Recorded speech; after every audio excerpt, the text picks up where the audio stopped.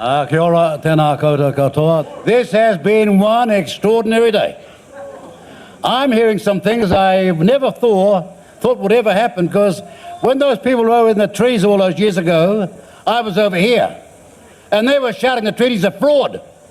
Right until Sir James NRA said, hang on, that's not the narrative you need. You see what I mean?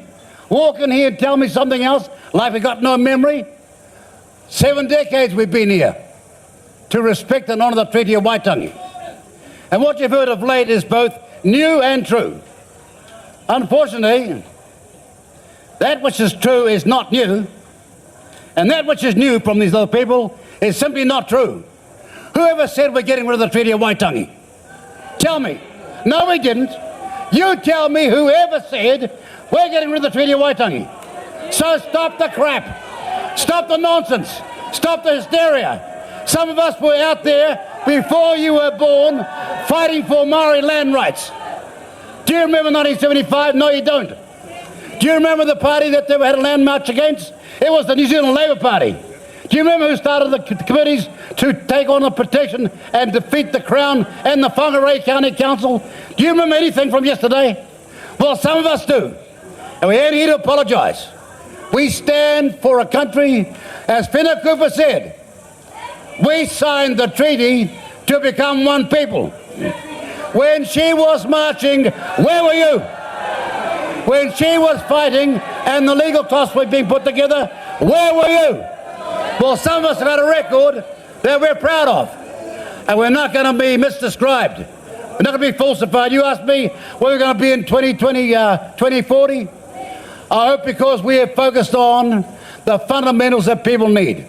Safe, affordable housing. A health system we can all access, hopefully not us, but our parents or our children. The third thing, we want the escalators of education to be open to everybody in this country and every Maori as well. But you can't have escalators of education when you've got 55% truancy in our country. Let's stop the nonsense. And the last thing we want is a salary and income that we can live on, sufficient to keep our culture and our way of life going. Those are the four things that we aspire to, and we'll go on fighting for them. And dare I say to you, in 1935, a party came to power, Labour came to power, and started doing that. And on and went to the National Party, and they stole the ideas and did that as well, and made us number one in the world. It wasn't hopeless, and it ain't hopeless now. But if you think separatism and division is going to take us to 2040, you're dreaming. And I'm telling you, let me tell you, sunshine, I used to go to the marae where they had a thing called tikanga and protocol and respect, and not you shouting. See what I mean? See? Get an education. Get some manners. You had plenty of time. You had all these people speaking here.